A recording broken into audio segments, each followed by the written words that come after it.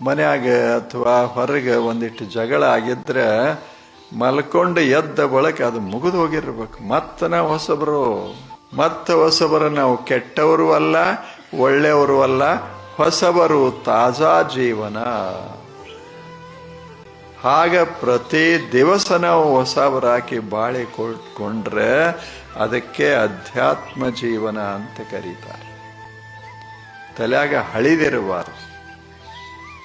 ಈಗ ನೀವು ಹೊಸಬ್ರು ಹೌದಲ್ಲ ಹೇಳಿ, ನೀವು ತಲೆಯಾಗೆಲ್ಲ ತುಂಬಿಕೊಂಡೇ ಬಂದಿಲ್ಲಿ ಕುಂತಿದ್ರೆ ನಮ್ದೇನು ಯಾರು ಕೇಳೋರು?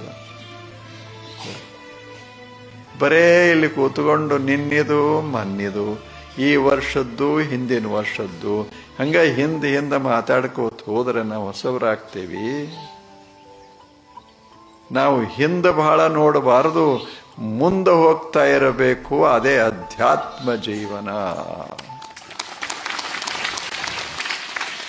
ಒಂದು ಬಳ್ಳಿಗೆ ನೀವು ಕೇಳ್ರಿ, ನಿನ್ನ ಎಷ್ಟು ಹೂವು ಅರಳಿಸಿದ್ದಿ ಅಂತ ಕೇಳ್ರಿ, ಅದು ಹೇಳ್ತದ ನಿನ್ನೆ ಅವೆಲ್ಲ ಬಿದ್ದು ಹೋಗ್ಯಾವ, ಈಗ ಹೊಸ ಅದು. ಹಾಗ ನಿನ್ನೆ ತಕ ನಾವು ಹೇಗೆ ಬದುಕಿದ್ದೇವೆ ಅದಕ್ಕೆ ಬಹಳ ಮಹತ್ವ ಕೊಡಬಾರ್ದು. ಅದನ್ನು ಮರೆತು ಬಿಡೋದು. ಏಳುವಾಗ ನಕ್ಕೋತ ಹೊಸ ಜಗತ್ತನ್ನು ಪ್ರವೇಶ ಮಾಡೋದು.